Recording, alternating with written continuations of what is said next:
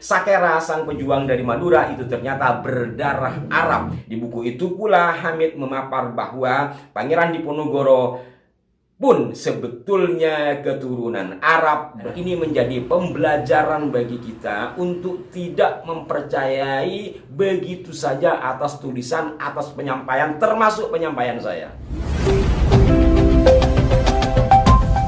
Assalamualaikum warahmatullahi wabarakatuh. Salam jumpa, salam sejahtera untuk Anda semua. Salam persaudaraan dari kami, sahabat-sahabatku sekalian.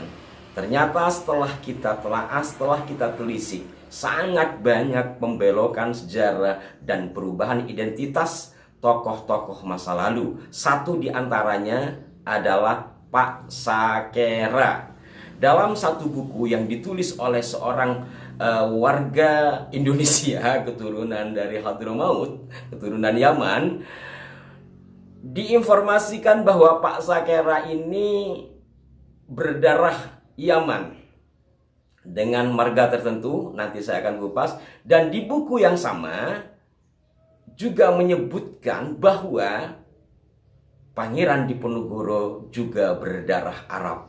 Kedua hal ini sudah cukup ramai beberapa waktu yang lalu, termasuk diantaranya terkait dengan Pangeran Diponegoro. Kami Arah 9 Channel sudah mengupasnya. Untuk lebih rincinya, saya akan membacakan salah satu situs berita yang mengunggah atau yang mewawancarai penulis buku itu. Namun sebelumnya saya akan informasikan kepada Anda terkait dengan Pak Sakera ini ya. Pak Sakera ini setelah difilmkan yang dibintangi oleh W.D. Muchtar almarhum, itu sangat populer. Dan setidaknya ada dua pendapat yang mengatakan bahwa Pak Sakera ini, ada yang mengatakan lahir di Madura, artinya di Pulau Madura. Karena ada Pulau Madura, ada nanti Pulau Jawa yang mayoritas penduduknya warga Madura, yang biasanya teman-teman di sana menyebut dirinya sebagai Madura swasta, berarti saya Madura negeri ya. Itu sebutan candaan. Nah, ada yang mengatakan diantaranya Mbah Oding, budayawan Madura, beliau menyebutkan bahwa Pak Sakera itu berasal dari Tanah Merah Laok atau Tanah Merah Selatan. Laok itu selatan ya, salah satu daerah di Kabupaten Bangkalan. Kemudian ada juga yang mengatakan beliau memang asli Bangil, karena makam beliau itu ada di Bangil, di daerah Sidowayah, Kolur Sari, Bangil, Kabupaten Pasuruan.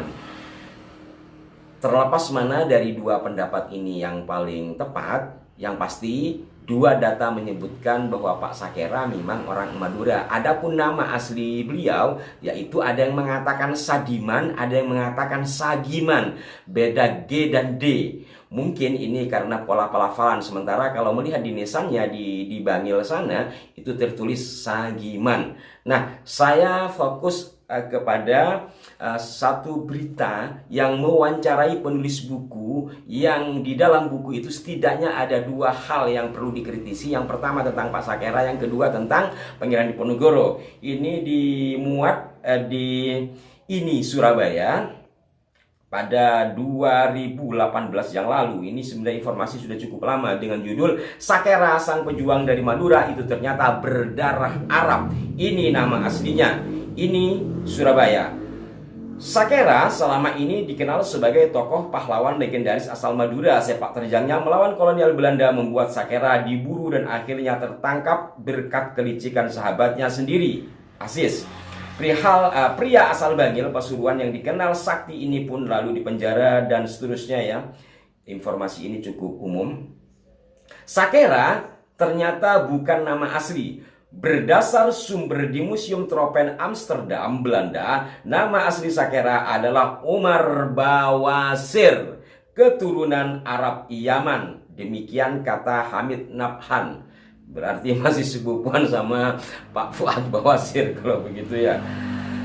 Kisah perjuangan si Omar Bawasir ini menjadi bagian dari tulisan Hamid yang dituangkan menjadi buku berjudul Ziarah Sejarah Mereka yang Terlupakan. Buku yang baru dirilis bulan Juli 2018 itu sudah mengalami cetak 2 kali. Bayangkan, sudah cetak 2 kali. Kalau nyetaknya 1000-an berarti sudah 2000 setidaknya orang yang baca. Kalau nyetaknya percetakan 5.000, ya bisa 10.000 orang yang baca.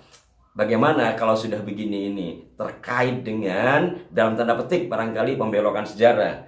Namun di bukunya itu, Hamid tidak menjelaskan bagaimana sosok Sakera kemudian diklaim dalam tanda petik sebagai orang Madura. Saya perlu melakukan penelusuran lagi mengenai klaim itu, tuturnya. Barangkali ini kebalik ya. Apa alasannya diklaim menjadi orang Hadramaut? Buku setebal 118 halaman ini memang tak semata-mata membeber kisah Sakera. Di buku terbarunya ini, budayawan yang juga keturunan Arab tersebut memfokuskan pada peran peranakan Arab dalam membantu dan mengisi kemerdekaan Indonesia. Ada puluhan kisah nyata sumbangsi warga keturunan Arab yang dia tulis di buku ke-27 tersebut. Di buku itu pula Hamid memapar bahwa Pangeran Diponegoro pun sebetulnya keturunan Arab bernama Syed Abdul Hamid Diponegoro. Sudah jelas beberapa waktu yang lalu kami kupas terkait hal ini ya. Dan logikanya kalau Pangeran Diponegoro itu adalah Syed turunan Arab Hadramaut, ya otomatis HB1 sampai ke atasnya HB1 itu ya Penembahan Senopati, berarti dia Habib kan begitu. Aduh. Dan pada bagian berikutnya membahas tentang Raden Saleh. Nah, sekarang saya fokus kepada Pak Sakera ya. Pak Sakera ini dalam beberapa sumber tutur dan juga di sumber literatur dikatakan pernah mondok atau belajar ke Batu Ampar di masa Bujuk Latong. Nah, saya beberapa kali ke sana ya, sejarah sebuah pemakaman yang dikenal keramat di daerah Batu Ampar, Pamekasan bagian barat, tidak terlalu jauh dari pusat kota Sampang ke kiri. Nah, Bujuk Latong ini hanya lakop, hanya diistilahkan kepada seorang waliullah, beliau dikenalnya seperti itu. Dan menurut Mbah Oding, kesaktian Pak Sakera ini ya didapat dari Bujuk Latong yang merupakan salah satu ilmu khas barangkali ya, walaupun ini bukan klaim Madura, tapi khas sekali orang Madura memiliki ilmu ini ya. Ini ilmu Songai Raja atau kali besar kalau di Indonesia kan.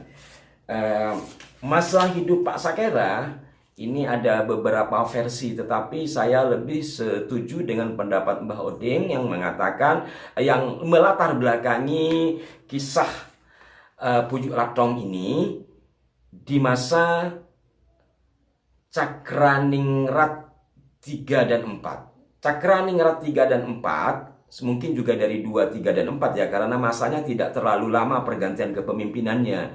Itu pada pertengahan abad 18, 1700 sekian. Ini perlu untuk kita tilik.